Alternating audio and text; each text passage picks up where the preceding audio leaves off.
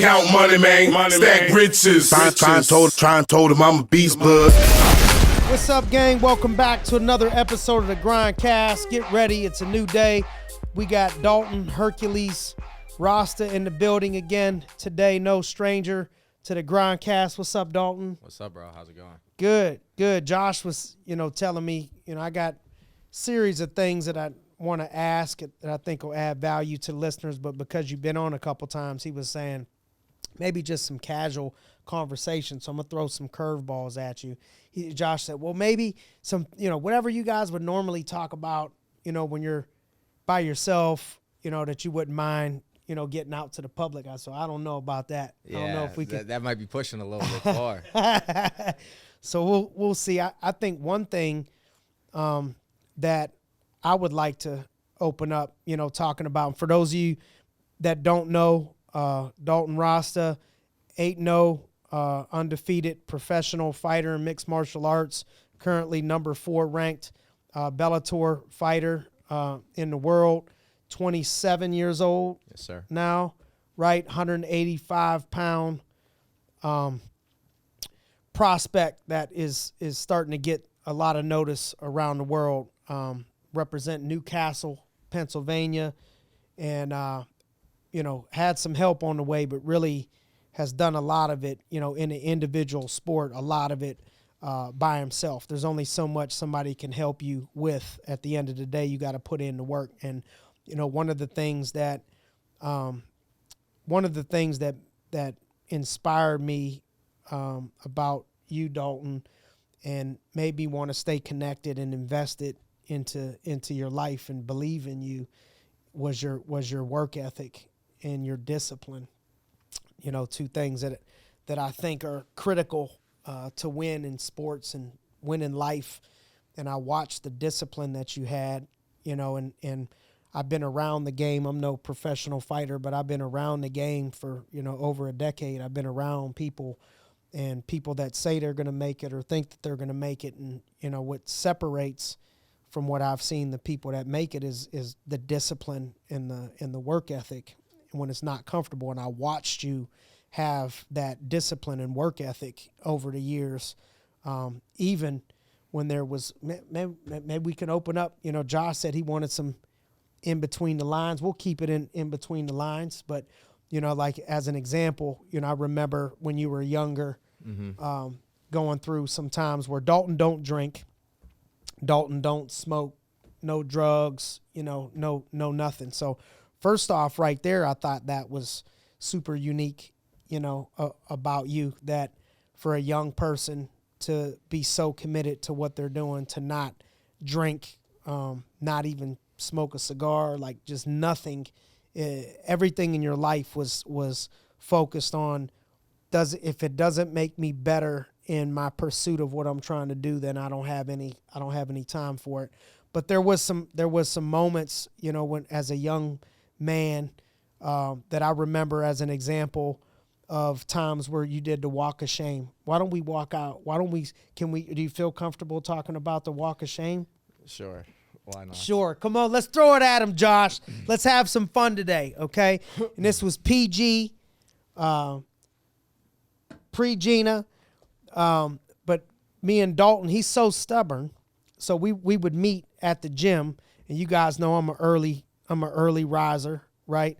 And so we would meet at the gym early in the morning during COVID. COVID happened, and we had to have the underground gym because they wasn't letting people in the gym. So we're going to leave the gym undisclosed right now. But we had a gym that Dalton got access to where we were able to still hit the gym, and it was a little bit of a drive away. And, I remember one time, a couple times, we're meeting at 5 o'clock in the morning, 6 o'clock in the morning, and Dalton walks in at 5 o'clock in the morning, Alyssa, and he got on a button-down shirt and like some nice pants on and some dress shoes at 5 o'clock in the morning. So you obviously didn't wake up in the morning and say, we're going to go to the gym. I'm going to put on button down, some nice dress pants and some shoes, right? So my man was just getting home, from somewhere. but still showed up at the gym. You remember that? Mm-hmm. Okay. Yeah. So what was going through your head when you said, you know what, I'm still going to show up in a button down and some dress shoes to the gym? Because that's the whole thing that I had to do the next morning. That was one of my goals, waking up, and in this case, just staying up. I pulled all-nighter. But waking up, working out, getting my day started, and then I usually, back then, whenever I was training in PA, I was doing 3 days and 4 days. This is before I moved to American Top Team.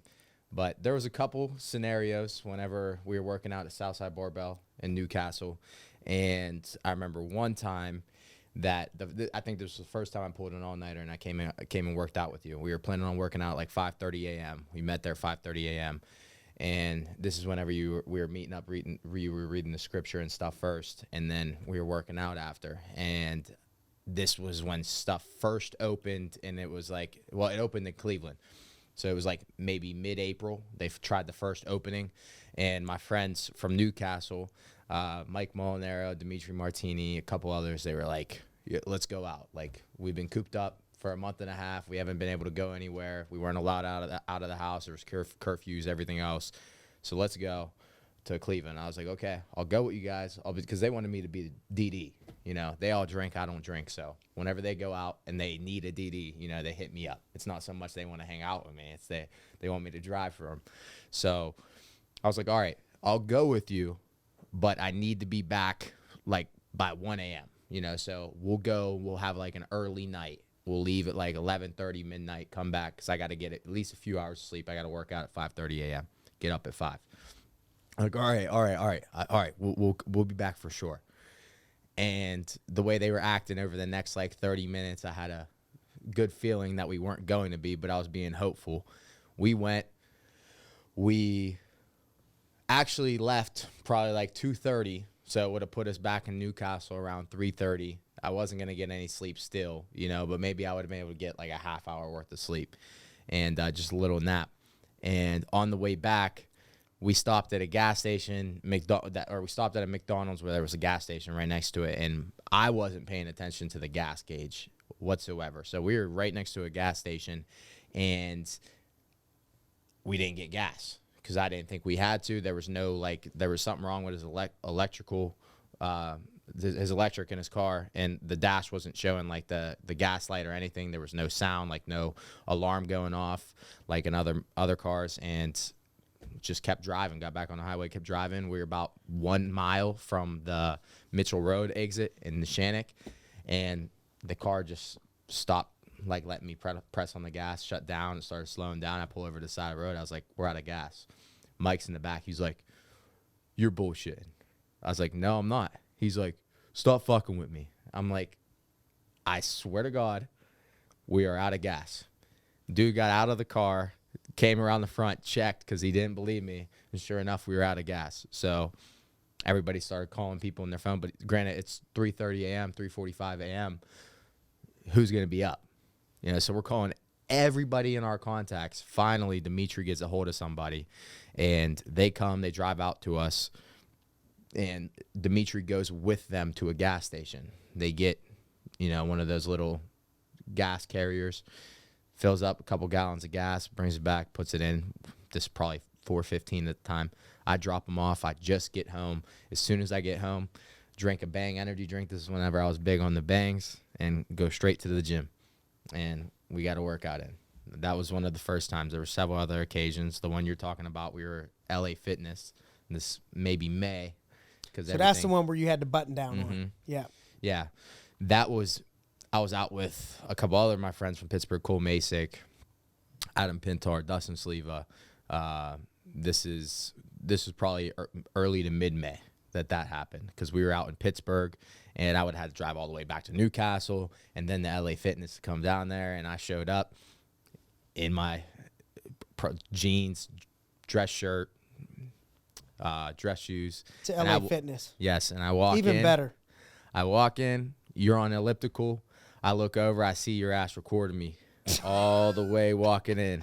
I got to dig that up. I got to dig that up. With a big-ass smile on your face. recorded me the whole way over, and I'm walking in looking for you.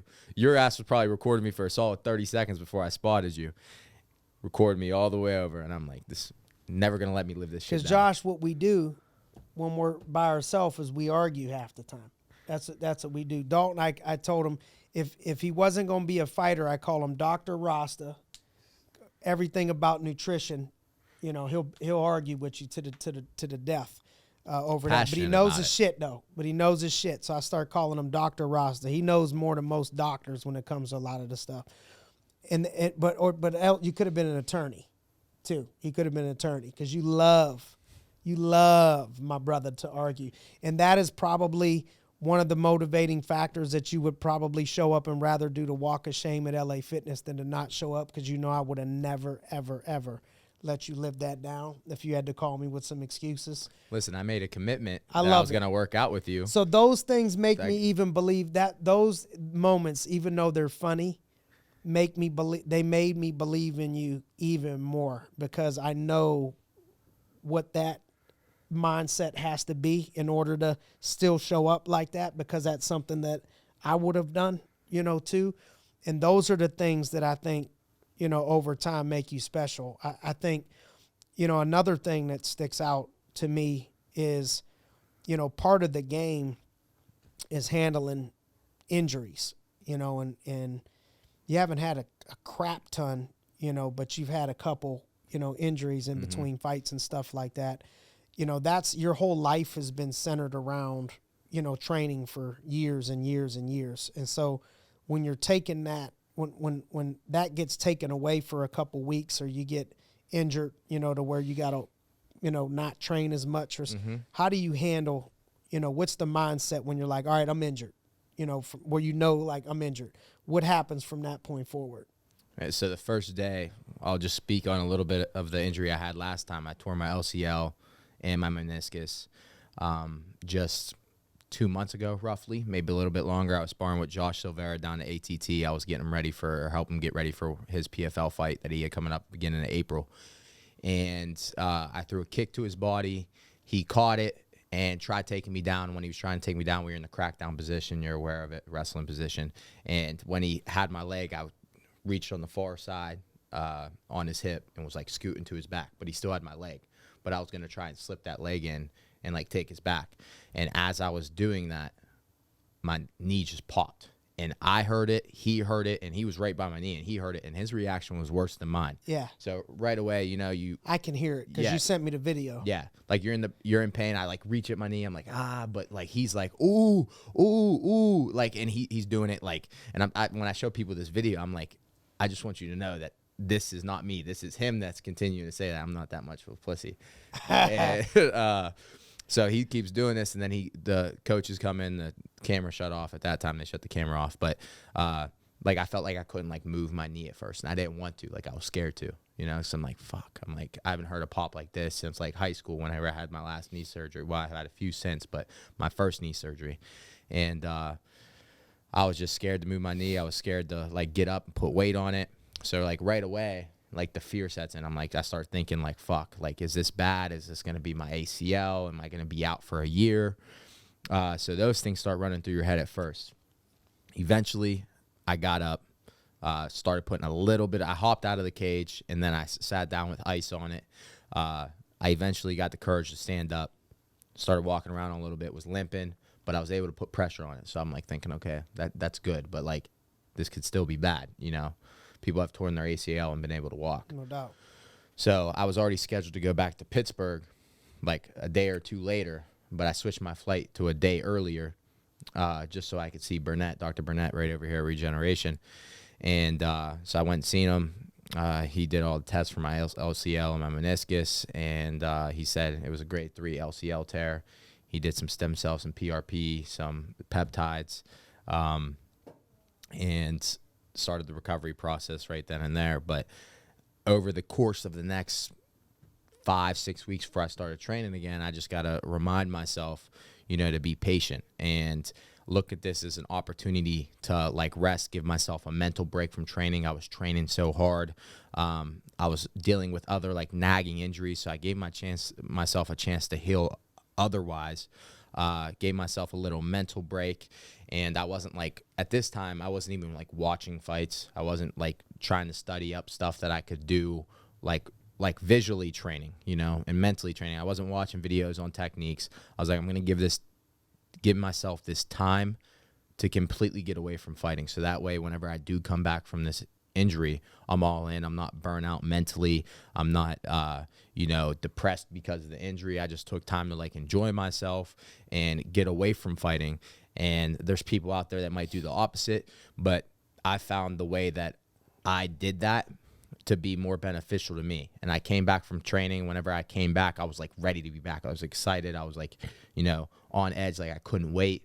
And I eased back into it. You know, I started boxing at first, was wearing a knee brace. It was still a little bit, like it wasn't stable yet. And I was using the knee brace, just boxing. I couldn't move a lot. I couldn't cut angles. Certain punches I would throw would hurt. So I just, you know, listened to my body. Next week and a half, started throwing a little bit of kicks with my left leg. Another week goes by, I start throwing them with my right. Another week goes by, I start drilling wrestling. So I started what I felt like was the worst for my knee. I kept pushing it off till last, and I started easing into things that were a little bit harder on my knee, but I felt like I was ready for the step. And if I was ready for the step, I'd do that for a little bit, then I'd ease into the next part, which the last part was wrestling live grappling, which I sparred this past Tuesday for the first time. I sparred Saturday, but I did some grappling on Wednesday. Some positions for my knee didn't feel stable, but I rolled with at the Mat Factory on Sunday with you. We rolled this morning. That's why I'm here, by the way, for anybody listening, because he only lets you on the podcast. You work out with him early in the morning. And we rolled this morning. So now I feel like I'm pretty close to 100%. I feel like I'm about 90%. I'm going to give it another couple weeks before I take the knee brace off. But the whole entire time it's just about being patient, you know, knowing, especially after I got all the tests done, I got the stem cell, the PRP, knowing that it's a matter of time and it's just being patient. I'm not going to need surgery.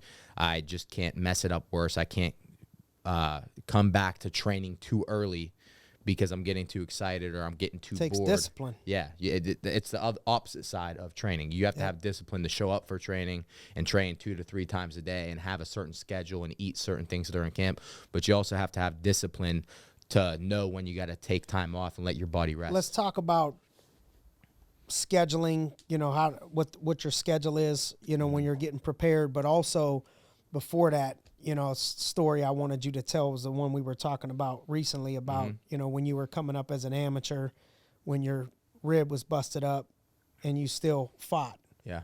Talk about that a little bit. So we were talking about this other day on the way to the Mat Factory. We were talking about some of the people that are good there, good to roll with, good at jiu-jitsu, and we were talking about Trent Zidarko. And Trent Zidarko is somebody that I wrestled in high school.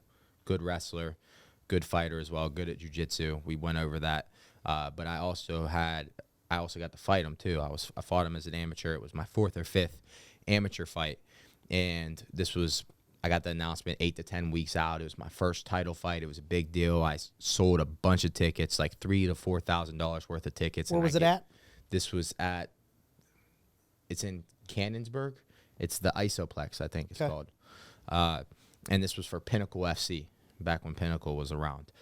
And like I said, I sold $3,000 to $4,000 worth of tickets. So many people spent money on these tickets. There wasn't a guarantee they were going to get their money back. They might have just got credit for a next show in the future, you know, a future show. But on top of that, I was in college.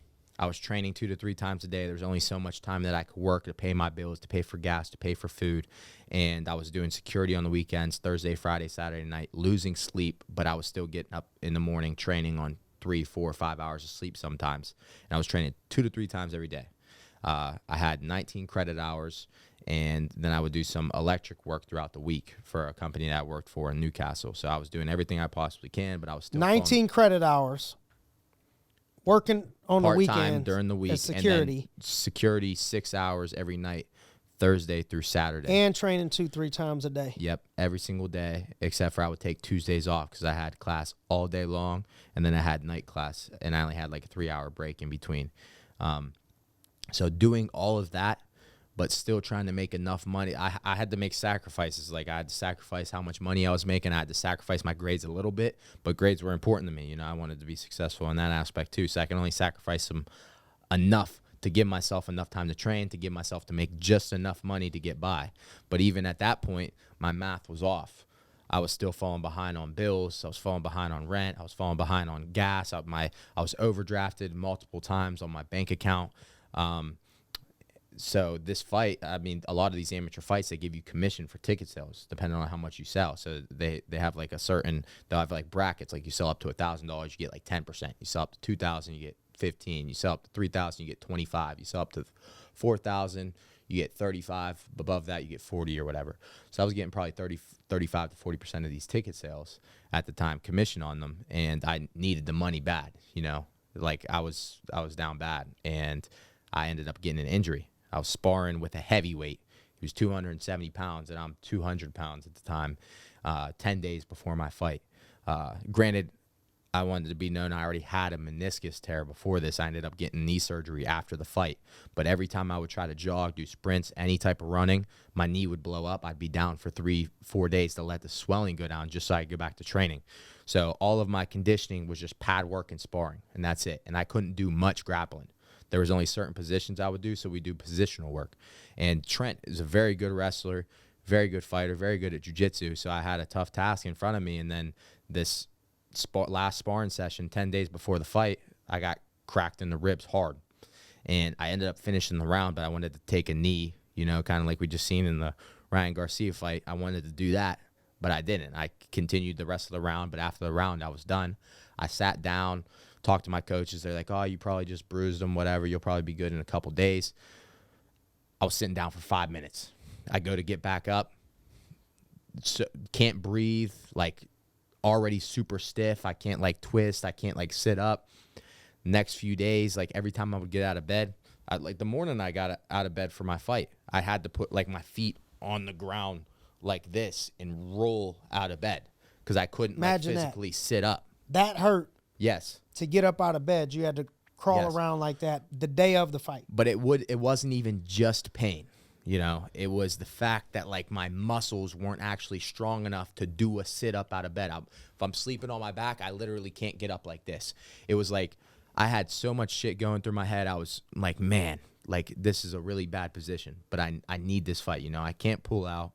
I don't want to pull out. I sold so many tickets. These people are looking forward to the fight. They might not get their money back. I need the money too. Was your dad already passed at this point? He was already passed. And so on top, how old are you? 27 now. No, when this was I was 21 or 22. 21, 22 years old, like lost his dad. Dad passed away. Yeah, he no never parents even got around. To see me fight. My dad never even got to see me fight. No parents around. Nobody like to lean on, you know, as a parent, you know, or anything like that. Dude just out here on his own, making it happen, rolls himself out of bed and goes in the fight. Isaac can verify all this. He had me doing cat-cow exercises. He had me coming in and getting the TENS unit on my ribs, icing it. He was doing a bunch of therapy, the cold laser, all that. He could verify this at the time. This is before Trent was training at the mat factory with us.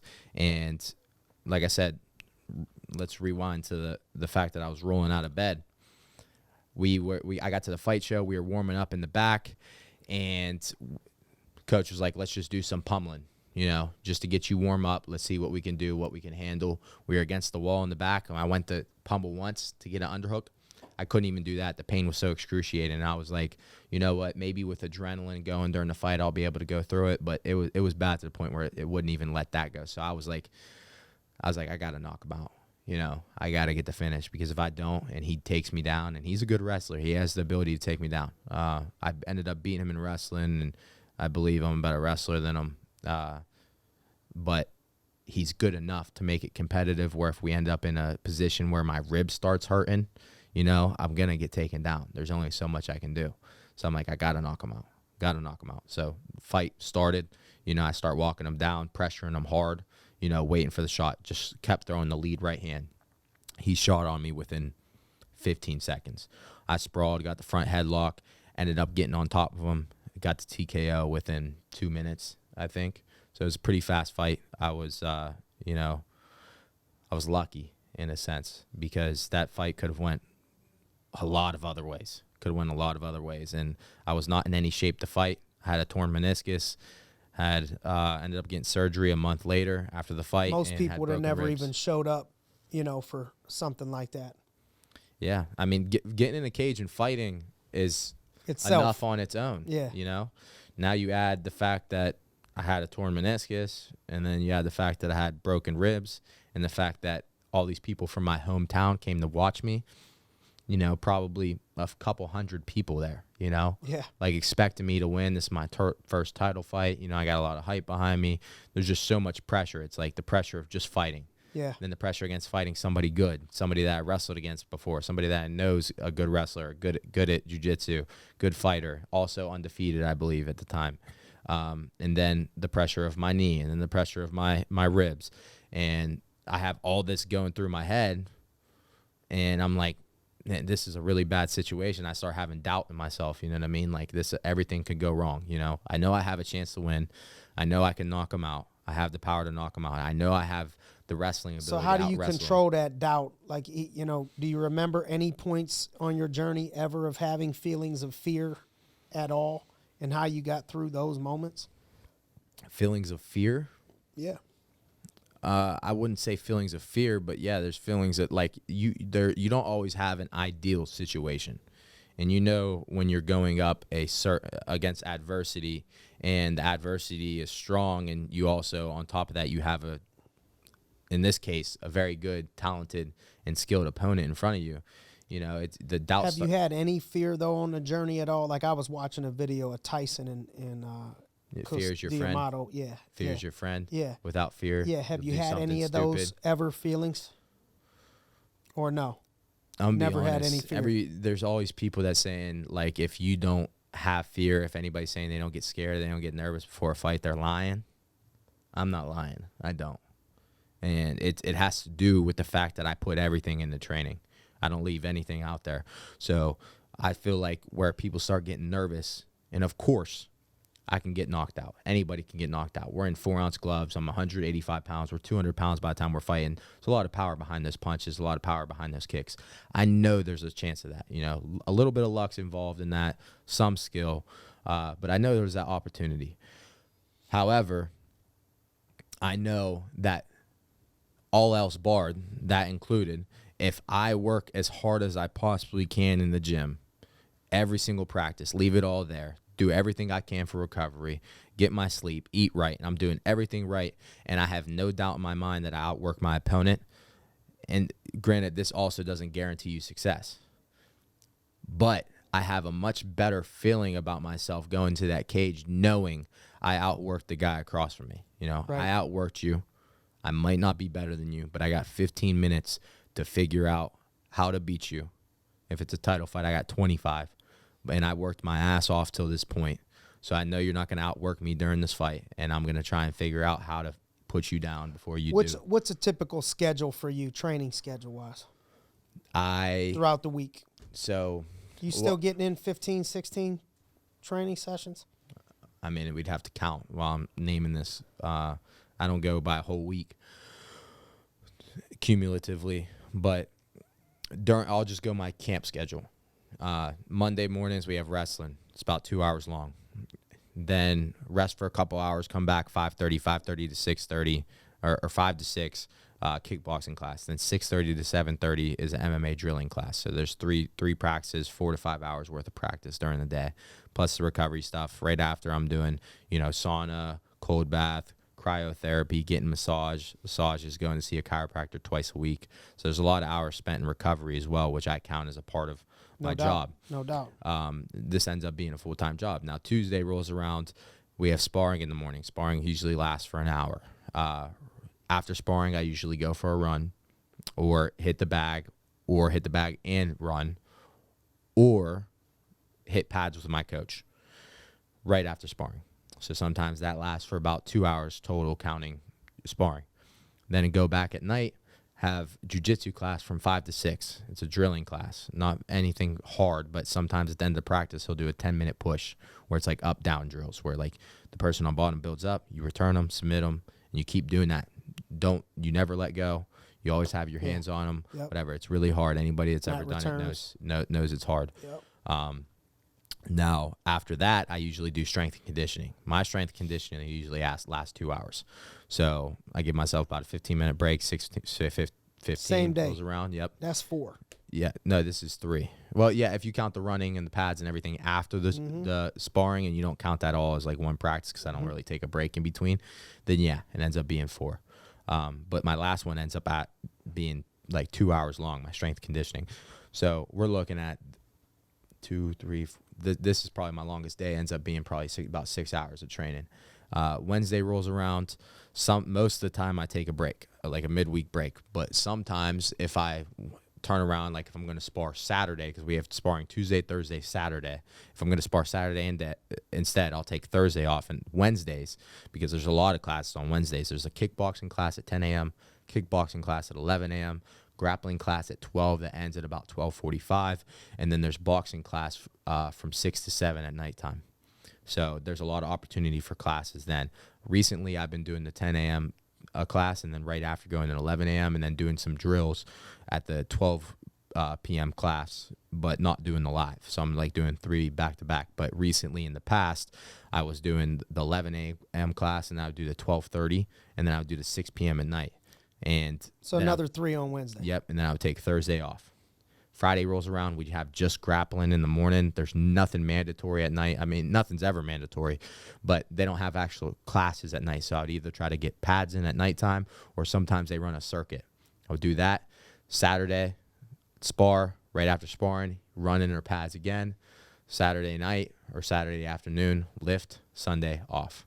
And Sunday usually I get my body work, my massage, more cryotherapy, more cold tub, sauna. About 14 sessions. Would you say you like the piling on 3-4 training sessions and then giving yourself the 2 days off versus like maybe taking 2 per day and taking less days off? You know what I mean? Like if you went just 6 days or 7 days but less volume, or do you think it's better to have the 3-4 and then have a day or 2 off a week? When I do the 3 or 4, I need a day. I need Wednesday or Thursday. It's not about like wanting. Yeah. But if I did 2 a day, I could probably go 6 straight. But I need the day off, As soon as I start training too much, this injury that I got on my knee, I was training 2 to 3 times a day, 6 days a week. Who do you think right now are some of the best fighters out in the game, UFC or Bellator? Who would, any weight class, like anybody impress you? John Jones. John Jones, the greatest of all time. Light heavyweight, I think Vadim Nemkov. He just beat Corey Anderson. I thought Corey Anderson would have been up there. He came over from the UFC on like a 4-fight win streak. He beat Glover Teixeira, who was the current champion in the UFC, then came over and lost to Vadim.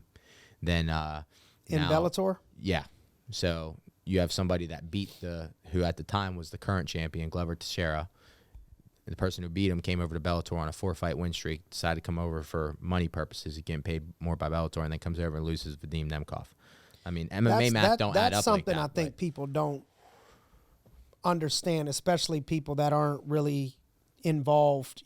People think everything's the UFC. Mm-hmm. You know what I'm talking about? If you do MMA, everything's the UFC. And you see people on Instagram all the time in the comments like, oh, yeah, because anytime a Bellator fighter claims that they're best in the world, or you see somebody else like a reporter, journalist, or whatever. There's a lot of fighters in Bellator that are better than the fighters in the UFC. Listen, we all train together. I tell people this all the time. If you go to any big gym in the world, you got Kill Cliff, which used to be Sanford, which used to be Hard Knocks. You got ATT. You got Jackson Wink in Albuquerque. You got AKA in California. You go to any of these gyms, all Bellator fighters, all ONE FC, all UFC, all PFL guys train together. Like, I don't know if like fans think about it like, okay, you got Bellator guys, they probably train together. You got PFL guys, I don't know if they think we all train separate, but we all train together. So the fighters know. The fighters know that there's no difference in level between these promotions. These promotions are still the highest in the world. If we're talking about viewership, we're talking about broadcasting, we're talking about production, of course the UFC is the best. They reinvest in their product. They have the most money in their product, you know what I mean? But Bellator pays their guys a lot more. So people are like, oh, if he was the best, he'd go to the UFC. That's another one that people don't know, that a lot of the fighters in Bellator get paid more money than a lot of the fighters in the UFC. A lot on Instagram, Twitter, whatever. If he was really the best, he'd go to the UFC and prove it. No, these guys have families. they have to make money. They need to make a living. They need to invest into their retirement. They need to they're trying to set up passive income, you know, whether they're investing in real estate, whether they're trying to open up their own gym or other businesses or whatever. But Bellator gives a lot of these fighters the opportunity to do that because they're paying them more than the UFC would at their level. Now, the UFC, you got guys like the champions like Israel Adesanya, Conor McGregor, John Jones, the guys that are making big money. But typically, unless you're a champion in UFC, Bellator is going to pay you more in that top 10 range. And a lot of these guys are leaving the UFC to go to Bellator for the money, and there's a lot of guys that are going to Bellator for the money when they could have went to the UFC. And the reason being is the money. They got family to support. So the comment that people make is like, oh, if they were the best, they'd be in the UFC. No, they wouldn't. You know, people choose where they want to go for whatever reason that they need to. Maybe they like Bellator more. Maybe they like the way they're treated more. Maybe they want to make more money. Maybe they don't care about the fame that goes along with the UFC. That it really doesn't matter. People fight because they love fighting. You know, some people fight because they have to. Everybody has their reasons. But you see these comments like that. You see these people saying that Bellator is the B leagues, PFL is the B leagues, ONE FC is the B leagues, UFC is, you know, the pinnacle of the sport. It's true to an extent, but if you look at it weight class wise, I think 170 is better in Bellator. I think 185 is better in Bellator. At 185, you got at UFC, you got a lot of one-trick ponies. You got Marvin Vettori, wrestler, you know, not very good one. Derek Brunson, wrestler, not a very good one. Israel Adesanya, striker, but he can't wrestle. He has no jiu-jitsu whatsoever. I mean, you know how you roll jiu-jitsu all the time. You know what I mean? When you were fighting against a striker that has no grappling, and like guys that spar at Stout or other gyms and come to the Mat Factory to try and train with you, you ragdoll them. You know what I mean? There's a lot of guys that they think because he's in the UFC that he's better than everybody else, and if there's guys in Bellator better, they'd come over to the UFC. No, Dana's not going to sign these guys out of the UFC or out of Bellator. He doesn't want to pay them. You know what I mean? He wants them to come into the UFC and work their way up. A lot of these guys don't want to do that, and I think Bellator's 185-pound division is better. I think Robert Whittaker is the only like well-rounded, like good MMA fighter. Everybody else is good at something, but they're a specialist. If you look now on the 170, Yaroslav Amazov, good at everything. I think he'd beat everybody in UFC at 170. And then you got 135 where it's super deep. It's super deep division. I think it'd be super competitive. Anybody in the top 10 could win on any given day. It's up in the air, but it's super competitive to the point where I think the depth would have to go to the 135-pound division in Bellator. 205, I also believe, is more competitive in Bellator now, at least the top 6 of the division than the UFC is. I mean, people can't name 5 UFC fighters in the 205-pound division, you know, and look how big the UFC is. That should tell you enough. Now, UFC has heavyweight.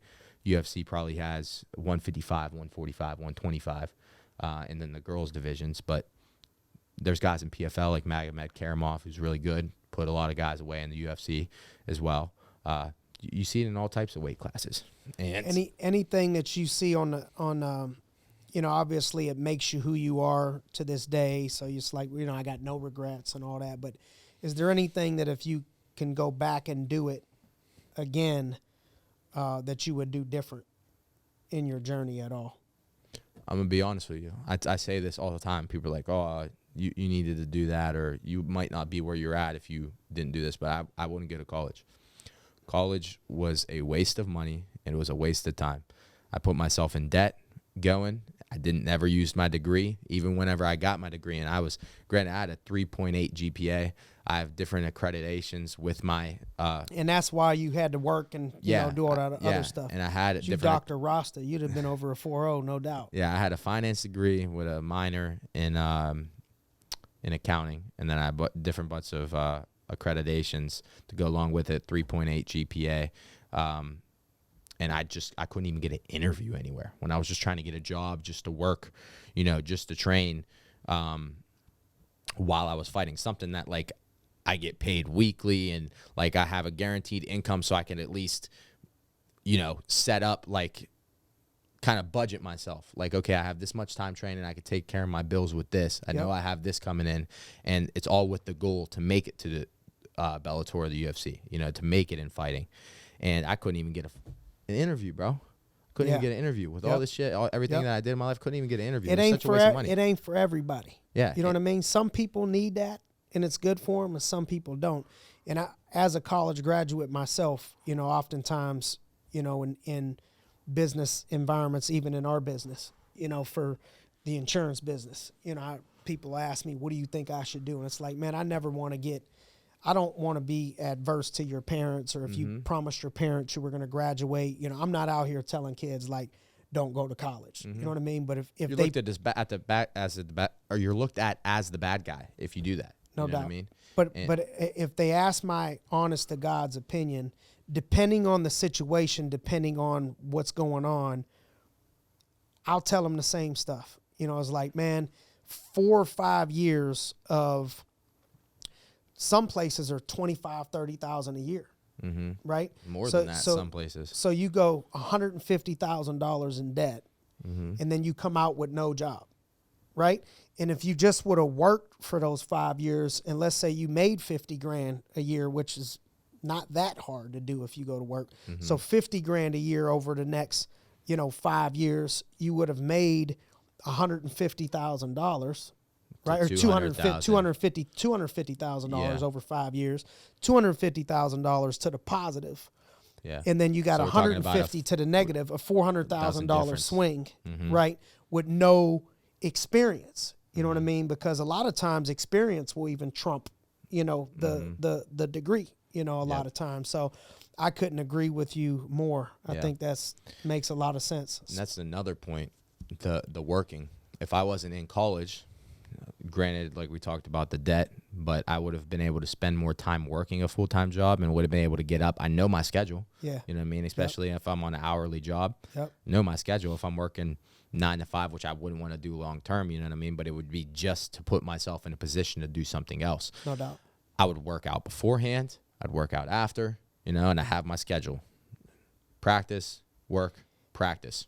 You see it here. It's not uncommon for people here 22 years old, 21 years old to make a couple $100,000 a year. And people will knock us, you know what I mean? Or they'll not knock it for us. Like, man, if a kid can go to the military, and so much respect for people that go to the military and fight for this country to give us the opportunity to do what we do, in my opinion, in the greatest country in the world.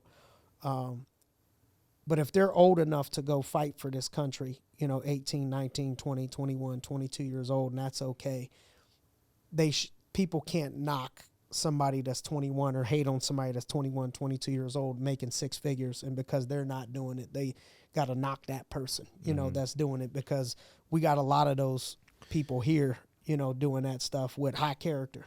You know what I mean? A lot of that has to do with people that they want the money, but they don't want to take the risk because they know the opportunity's there, but they know the risk is they can end up in debt and end up with nothing if they take the risk. But if the risk pans out, and they get the reward, they can end up a millionaire. But that risk versus reward isn't worth it to them. They're like, all right, I got financial stability. I know how much I'm going to make. I know the hours I'm going to work. I know for sure I'm good. I know I'm not going to put myself in debt unless I make dumb spending decisions. Or I can go try to open up a business. I can go try to do something like this and, run a lot of risk, possibly not make any money, possibly put myself in debt, and then I have to start from nothing, or debt. And they don't want to do that. They want the money. They despise the people that had the courage to go and take the risk and end up making the money, and they want the money, but they didn't want the risk. I think that's fine if people just don't hate. You know what I mean? But it's that's like, why they hate. I don't when I see somebody that, let's say they're a teacher, a police officer, a firefighter, or something like that, I never look at those people if they make $50,000 or $70,000, and ever in my brain it never ever registers that I think that I'm better than that person. You know what I'm saying? But that's how they never, think ever that you would think that I'm better than that person. And man, it's crazy, man. Sometimes, the other day I was driving. You want to talk about conversations off the radar? I was driving with one of the young guys in our business, John, and we had to drive downtown for the Steel City cigar event that we did, the fundraiser for the youth program. Thank you for taking time out for that. I had the Rolls Royce, and we had the top down. It was a nice day, and we were driving, and you can hear somebody 2 lanes over screaming, F you, you know what I mean? Blah, blah, blah, like screaming at me and John.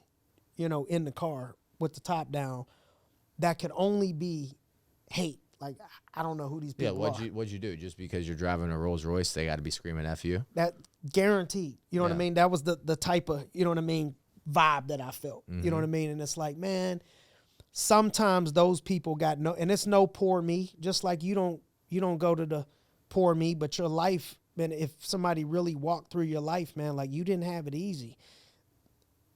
I can show you the house that I grew up in.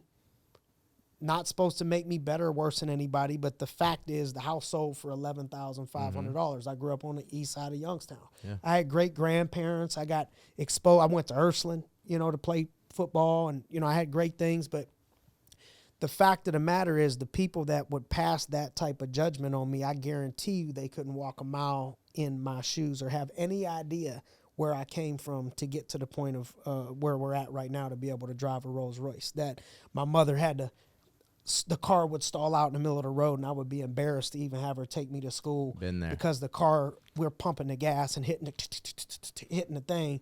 It's like, man, just drop me off around the corner. You know what I mean? And pow! You know what I mean? Like a gun went off. Yeah. You know, it was our car trying to make it. You know, it felt, our car was like an old ass man trying to run a marathon. You know what I mean? Every time I was getting dropped off at school, and then I got somebody driving by screaming derogatory things that probably they wouldn't want to see me in a street fight.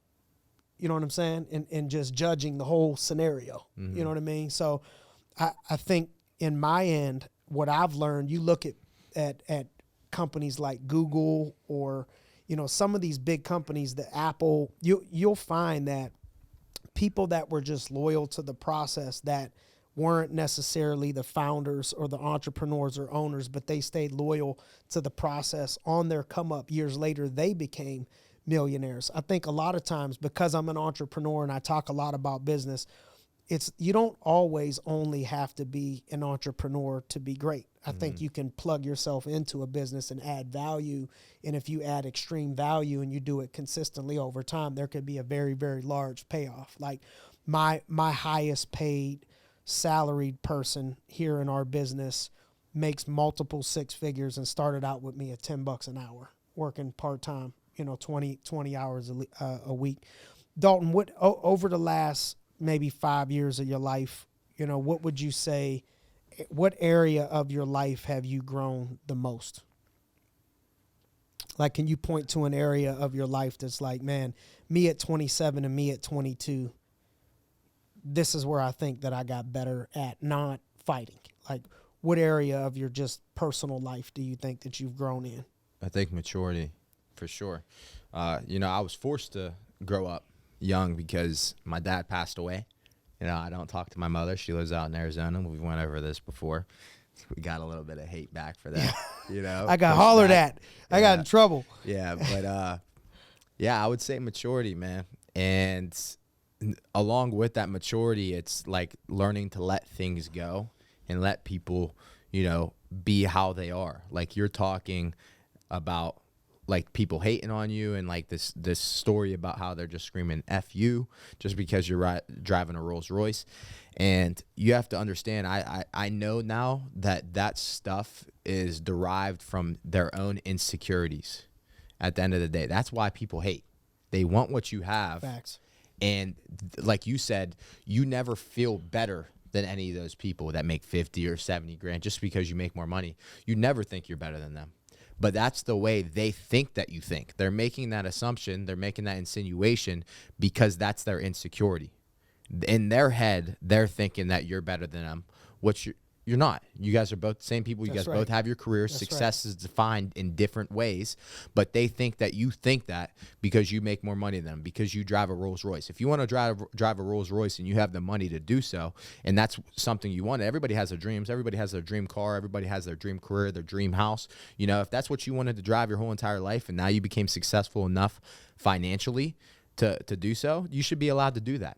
People shouldn't be insecure to the point where they're screaming "F you" at the top of their lungs when you're driving, just because you're driving a Rolls Royce, a car that you wanted your whole entire life. When if you flip the script and you were that person and they had the money to buy a Rolls Royce, they'd be buying a Rolls Royce. You know, there's all these people that's always saying like tax the rich, and to get me, by no means, don't get me wrong, I'm not rich. You know what I mean? I'm doing well for myself, but I am not rich. But I'm not going to sit here and be one of these people that say you should tax billionaires and millionaires more. The government, first off, never does anything good with your money. You know, they're just shitting it away. Second off, why do you want to penalize somebody that's successful that already gets taxed more than you? They're already in the higher tax bracket. Why do you want to penalize them even more just because they're successful? I guarantee if you were making $1 million per year, you wouldn't say, oh, the IRS, hi, I'm making $1 million a year. I want you to take more of my money. I worked so hard for this $1 million a year, and I want you to take 600,000 of it. Nobody's saying that. Nobody just wants to give it away. You donate your money to charities. You're helping out. You have the Steel City impact. You're constantly making an impact in your community, and you're not even from the Pittsburgh area. Like you said, you started that Inspiring Minds in Youngstown, and then you felt the need to do something in Pittsburgh. You're constantly making strides towards helping the community. You're making your donations. You're creating these foundations, and you're doing these fundraising events, trying to help these kids out and give these kids a better chance because you knew how you grew up. You know, but there's a lot of people that grew up better than you, and they grew up in a middle-class home, and then they went to college and got a middle-class job, and they're still envious at people that started at nothing, started less than them, and ended up more successful than them, and now you're trying to give back, and you're trying to help those kids, but for some reason, they still find a way to hate. And at the end of the day, it makes me angry. You know, I'm going off right now about it, but you have to learn, and this comes with maturity, that you can't sit here and give every single one of those people a lecture on this, because you could tell them till you're blue in the face and they're not going to change. They are set in their ways. You know, like I said, they didn't want to take the risk. They're not going to reap the reward. They think that the government should take more of your money just because you're more successful than them. If the rules were flipped, if they were switched, and they were the person, they wouldn't want to be giving the money away. It's just the position that they're in. It's all about perspective. Yeah. So you'd say you've grown in the fact that you've learned to block out haters more? Yeah. Do you think people that look at you or whatever and just ridicule what you got going on, you think you've changed that over the last 5 years? People are always going to have something to say. I heard you in here before I walked in and do this podcast. You were talking on your last one, and you were saying that you have to learn to block those people out, because if you were a next 185-pound UFC champion, world champion, and you lose once, there's going to be memes. People are going to be knocking you. People are going to be talking about you. They're going to be making fun of you. And that's the truth, you know? That is the truth. You could have all the success in the world, and you fail once, you know, and you fail hard. You will fail hard. You know, you got to be ready for that. But a lot of these people that take the risk know that that's part of it, and they're ready for that, you know? They're not thinking, all right, I'm going to go in and lose this fight. All right, I'm not going to fail in business. I'm not going to put myself in debt this week. I'm not going to have more expenses than I have revenue this month. But they know that's a risk. They have to accept that. They have to come to terms with that, and they have to do everything in their power to not let that happen. And other people's influence and other people's opinions and haters isn't going to change that fact. You know what I mean? They're not doing it to please those people. They're doing it to be successful themselves, and they know what people are going to say along the way. Speaking of, you know, which, man, what was crazy, what was cool to watch happen was you call your shot, bro, of your fight with Romero Cotton. Was that 2 fights ago? 2 fights ago. Two fights ago. I got to be there in person. You know, I remember how bad you wanted that for so long. Over a year. Might have been going on 2 years. Year and a half. Yeah, you were asking for that, wanted that so bad. 3-time national champ, you know, wrestler. He was also undefeated. Yeah. Looked the part, you know, had the resume, big as hell, and you were wanting that fight, you know, for so long. And to me, to date, you know, it was like that was one of your better performances. For sure. And was cool to see you ended that one with the Superman punch. Speaking of memes, you know, I think Josh put a couple nice ones together for the GRINDcast, you know, for the agency on it, and that was dope, bro. So what gave you that level of confidence leading up to it, knowing that he was 3-time, national champ wrestler, undefeated, all of that stuff. Like, you were so confident coming into it. At the end of the day, all that because you're a good shit talker. I mean, this dude can talk some shit for sure. When Josh was like, man, what do you guys know? Normally we just verbally spar with each other, and he talks about how short I am and shit. You know what I mean? So I try to come up with new material, all the time. But that's what we normally do. So I laugh when it's somebody else's turn to take the verbal abuse, when you start talking stuff to somebody else. But what gave you the confidence, man? Like I said, first off, it's all the hard work. Second off, I know those accolades, the 3-time NCAA champ, the 4-time finalist, all it is just that, and that was in wrestling. This is MMA. It's different. On top of that, I know the pedigree of my own wrestling. I know the level I'm on, and I knew I could wrestle with him. Even if he was a little bit better than me, I knew I was going to make it competitive. And I know I'm on that level, but I ended up transferring to play football instead of wrestling in college. I'm not going to sit here and make excuses. I'm not going to be a has-been, but I know how good I was at wrestling. So that first. Second, my hard work. Third, game planning. I believe in my coaches. I believe in myself. I have good sparring partners. I have good training partners, and I knew we were going to come up with the best game plan possible. Another thing is that I've just always been a confident individual. You know what I mean? It's like I've always been the person, if you think you can beat me, if whether it was wrestling, whether it was fighting, whether it was boxing, that you're going to have to prove it to me. Whether it's in sparring, whether it's in a fight, it does not matter. You're going to have to prove it to me. And I proved to you in that curl competition that we had. When we had the curl off competition, was that during COVID too? Yes, and I think tell that story. Tell that story. Okay, so we started off. I don't know how much weight. I'm just going to throw an arbitrary number out there. 45 pound dumbbells. We're doing concentration curls inside of our leg, sitting down on the bench. Start off like 10 reps. Solid 10 reps too. Like we normally do, arguing with each other. Who's going to do more? And then I noticed the next set, he did 11. I counted, and he did 11. He didn't say anything out loud, but I seen he did 11. So I was like, okay, I'm going to do 12. And I did 12 the next set, and he noticed I did 12. So then I seen he did 15. And at this point, we're like, okay, we know what we're doing. So we just kept going up. We went up in weight. We started going up in reps. And it got to the point where, like, these reps weren't even actual curls. We were using our whole body. We're swinging to get these reps up, and we're going to, like, 70 reps, And we're killing time. We're probably spending an extra 30 minutes, there than we have to. And we're just sitting there trying to do as many curls as we can just to compete with each other. And we were there probably a half hour doing that shit, and we ended up 70 fucking reps, and we're like, truce. Okay, let's just call it a truce. What would you say are some of the best supplements? I know you're a supplement taker, anything to get an edge. Some people say supplements are a waste of time. You just pee everything out. What do you think are some useful supplements? Well, I mean, everybody knows I'm sponsored by Glaxon. They have different formulas and everything that they put together. I don't think they do know every. You said it's Glaxon. Glaxon. Okay. It's a supplement company. Some of my favorite. I take a testosterone booster, and a lot of people are like, Jalen does this all the time. He's like, I don't want to take testosterone. I'm like, bro, it's not testosterone. It's a formula that's supposed to naturally boost your testosterone, your free testosterone.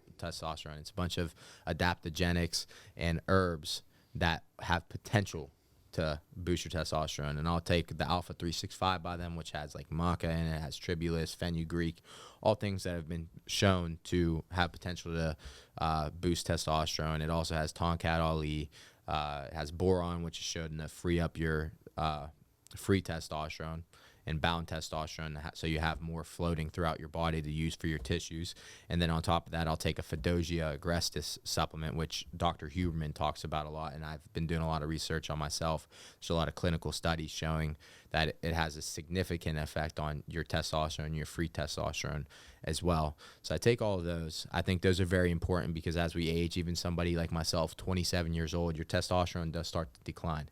And as a professional athlete, I can't take TRT. I think TRT is a viable option for a lot of people. And if it's going to enhance your quality of life, there's nothing wrong with it. but I can't do that as an athlete. I wouldn't qualify for it yet either. But I'm trying to do everything I can between the way I'm eating, supplements, everything. So first things first, I would say testosterone boosters, Alpha 365. It's a good formula. There's other brands out there that have good formulas. Beyond Raw has a good one. It's called DTF, which is dynamic testosterone formula, not what you think it stands for. There's a few other ones. Action Sledge has a good one, and pretty much the companies that are known for producing good supplements are usually going to have a good testosterone booster as well, because they know it's very vital to building muscle. So you believe in the performance. test boosters? Yes, I believe. Even if it only makes 100-point difference, that's a big difference in your testosterone, your total testosterone. Other ones, creatine. Huge on creatine. It doesn't matter what brand, as long as you're getting creatine. I've come around on that. Yeah, I remember you used to. I was anti-creatine for a while. You used to be. I was worried about you. Me. Yeah, and it helps with your brain. It helps with muscle size. It helps increase lean muscle mass. It actually helps with hydration. I remember you thought it was dehydrating you. Yeah. So it brings make me cramp. Yeah, it brings muscle into your cell, or it brings water into your cells, and actually helps retain water. So a lot of time after I cut weight, I'll kill the creatine along with electrolytes. You have to be drinking electrolytes as well, but there's a lot of people out there that think like hydration is just water. If you're drinking just water and a bunch of water, you're going to pee out all your electrolytes. You got to be drinking electrolytes too. So if you're drinking a gallon of water a day and you're taking creatine and you're starting to cramp up a little bit because you have a hard routine with lifting, it's not because of the creatine. It's because you're not adding any electrolytes in. Electrolytes are also very important for muscle function. Magnesium is very important for muscle function. You got potassium that's going to help with heart health. It's going to help with muscle function as well. Sodium and calcium. There's other ones, magnesium, zinc. But I think electrolytes, creatine, test boosters, and obviously protein. There's a lot of people that don't get enough protein in a day, whether it's they're not eating enough meat, they're on a vegan diet. You need to supplement with protein as well. And I would say a full amino acid, full spectrum amino acid, meaning not just the BCAAs and not just 5 EAAs. There's 20 amino acids out there known that you could put into an oral amino acid formula where you can absorb all of those through the drink. There's a lot that you get through meats, that you get through your diet. There's some that your body produces on their own. But what about a multivitamin? Multivitamin, I don't think it's very necessary if you have a good diet. If you're eating, if you're eating red meat, you're eating fruit, you're eating vegetables, you're good. But if your diet's not there, of course you're going to need a multivitamin. Or if you're dieting hard, you want to lose weight, you're on a weight loss program, a multivitamin might help. How about any, thank you for that, man. What about any misconceptions, you think are out there about you that you could debunk? Like anything that people you've heard is said about you, or anything that you think people think of you? No, I mean, I don't really care to. I hear shit about myself all the time. Me too. Like, that's news to me. Me too. I hear it all the time. But not saying that I'm a big deal or anything, but like when you're having some success and you're in the spotlight, whether it's, on a local scene, a regional scene, whatever, there's going to be a lot of people talking about you. There's going to be stories that are made up. There's going to be some truth that's being stretched. And that's mostly just people that don't have very good social skills. They find somebody else that doesn't like you, and that's their way of talking to each other and getting along with each other. And yeah, you get that a lot. Right. So I'm not too worried about it. The people that know me, if they know me, they know it's not true. And those people can spread the lies as much as they want. If somebody asks me, of course I'll clear my name to that person, but I'm not going to go to a great extent to. Amen. It's like, okay, I'll tell you. I told if you you don't that. believe me, Facts. it's fine. Facts. I know one is the testosterone thing. I think saying I'm on. You're so ripped up. Yeah, people say I'm on steroids in big, all the time. people say you're on steroids. Yeah, all the time. I don't even know why I didn't think. Your about last that. fight, I was there. I was arguing with somebody in the crowd about that. Right, it's every time. If you go to watch Bellator's posts on Instagram, anytime they post a video of me, anytime they post a picture of me at weigh-ins, the face-offs, every single time you'll see like trolls. I inject Trolls. NAD into my stomach, sub-Q. there was you could see the little bumps on my stomach during the one weigh-ins because I was super lean and I always doing the same 2 spots. You know, sometimes I rotate my legs, but you start developing a little bit of scar tissue. And there's somebody on there who's like his gut comes a little out a little bit if you look at him from the side, and he has those bumps on his stomach. He's definitely taking HGH. That's growth gut that he has, and you can see the lumps on his stomach for where he injects it at. And I'm like, okay, whatever. I'm not even gonna argue with this person. You know what I mean? I don't take steroids. I get drug tested by Bellator, not by Bellator, by the Athletic Commission in the fight that which we fight in. So if I'm fighting in Connecticut, Connecticut's Athletic Commission will test me. And those athletic commissions, they use the WADA testing list, which is the same list used by the Olympics, the same list used by the UFC. So the UFC they have a third-party testing agency called USADA. USADA has the same banned list as WADA, but they can show up at your house, they can show up at the gym, they have your location at all times, so they can drug test you whenever. I only get drug tested when I have a fight coming up or if I'm at an event for a press conference. Somebody that got drug tested recently, Sydney Outlaw, he ended up popping for a couple of different peptides that you're not allowed to take, and he got banned for 6 months to a year, I believe. Suspended, and he wasn't allowed to fight into the Grand Prix, which they're having in his weight class. So if anybody has a doubt that Bellator tests you, that should be, and that was out of competition. He didn't even have a fight coming up, and he got tested, popped, and people get popped after the fights all the time. We get drug tested. There's people that obviously might cycle on and off, you know, but it's not something I'm worried about. If people want to say I'm on steroids, they can do so. I'm not. I do everything right. My diet, supplements, training, and I have good genetics. I've been like this my whole life. I show people pictures when I was 7, 8 years old, flexing, had a 6-pack, biceps, everything. They're going to think what they want at the end of the day. Like I said, I could tell them till I'm blue in the face. No doubt. Not going to change their mind. No doubt. To close out, you know, I think we touched a lot on, you know, I think one thing that you have to do on your come up, you know, if you're going to get successful at anything, is you got to learn that the higher you climb, the more people that are going to talk about you, you know, the more people. And it's typically, you know, there's a saying out that says, you know, you usually won't find a hater that's doing better than you, you know, so usually it's the people that haven't gone as far as you've gone that are going to hate on you. And I think that is one thing that everybody out there that is pushing for greatness, that's on their way to greatness, just has to get comfortable with and learning that that's gonna it's gonna happen. You know, you got to get used to that. We talked about that. Any other closing things, you know, that you would give to somebody out there, whether it's people that are pushing to get better in MMA or have a dream in MMA or a dream in business or whatever it is?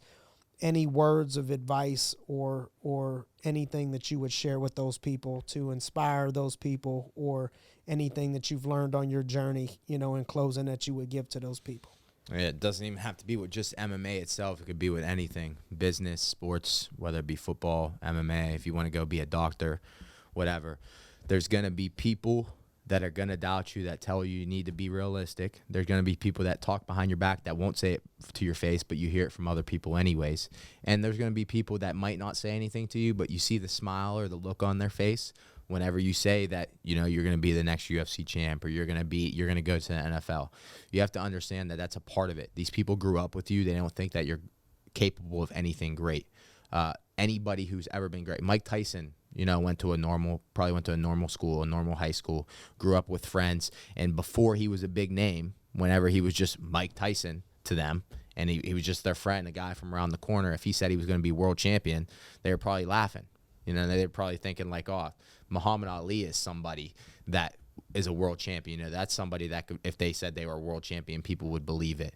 But Muhammad Ali started off just like Mike Tyson. He was just a normal kid around the corner that Cassius Clay. Yeah, that everybody knew, you know, as Cassius Clay. They just knew him as that. He wasn't a boxer. He wasn't a world champion. He started from the bottom and worked his way up. And you have to understand that it's going to be like that no matter what you do. So people ain't going to believe. Yeah, don't let that deter you. I had family, you know, telling me I need to be more realistic. More realistic. I had people telling me I need to stop rolling around with sweaty men in my family, because that's not going to get me anywhere, you know. And I still have people to this day touch up on this a little bit. Dimitri told me that, I talked to you about this, that a couple people in his shop, not going to mention their names, but they know who they are if they watch this, that's saying that I can't beat Israel Adesanya. They're saying that because they know me. They grew up with me. They're from the same town as me. They idolize Israel Adesanya as the best fighter in the world. And they think there's no way that Dalton Rosta from Newcastle, Pennsylvania, and he fights for Bellator, the B leagues, that could beat Israel Adesanya. There's no way, you know. And then one day, whenever I finally do fight him, and when I finally do beat him, they're going to say that they believed in me. But I heard the comments. I was here for them. I remember them. It's not motivating me, and it's not discouraging me. I told you this before. I don't let it have an effect on me because I have my motivations. I have everything set in place for why I do what I do, and them saying that isn't going to affect me, but I will remember it. Yeah, no doubt. That's just how it is. I tell people, you know, I heard before, I want you to talk bad to me to my face and good about me behind my back. Right? I'd rather tell you, keep it real with you and say some bad things to you that I feel and be real with you and then support you and talk good about you behind your back than the people that talk good to me, to my face, and then talk bad about me, you know, behind my back. I think, you know, I know that's your stance. A lot of time, me and you, we got to go to, we just agree to disagree. But I know that's how you feel. I know you say that all the time, that the what people say don't motivate you or demotivate you. It is what it is because you're already motivated. It doesn't affect you either way. Yeah, my motivation's in place. It's already there. Me, I love I do get inspired and motivated by a little bit of shit talk. I do put that as fuel when I hear, you know, people talking about me or when adversity comes my way. It's almost like I've learned to need that in a sense. I like that little bit of, and put that away for myself for when I need it, you know, in the future. But that's okay for some people. If you need that, that's fine, you know. But even if you didn't have that, you have your goals. No you doubt. have your motivations. You have the reason why you do what you do. That motivates you a little doubt. bit more. Nothing wrong with it. You know what I mean? All the more power to you. But even if they weren't there, you know damn well you'd be doing the same shit. Facts. How would people go about following you? It's just regular Dalton, like Dalton, just Dalton Rosta. Rosta on Instagram, Twitter, Facebook. Nothing. Follow the journey. Yes, sir. Follow the Dalton Rosta journey. If you ain't on the train, get on the train now. And other than a couple curse words, you know, out there, I don't know how many people there your people are gonna find with a better person to look up to and admire as a young person by the way that you live your life. You know, I see the way you live your life behind the scenes, bro, and somebody should be jumping on the endorsement bandwagon ASAP, you know, for you, man, because it ain't too many cleaner people out there, you know, for people to look up to and admire, and young people to look up to and admire. So proud of you, man. Keep up the good fight. Thank you for coming on the GRINDcast again. And every time we get a chance to see you in the Berg, brother, we're excited to have you. So proud of you. Keep going, keep grinding, keep hustling. Thank you, bro. My dog. Thank you for having me on. Hey, thanks for joining us on another episode of the GRINDcast. Get ready. It's a new day.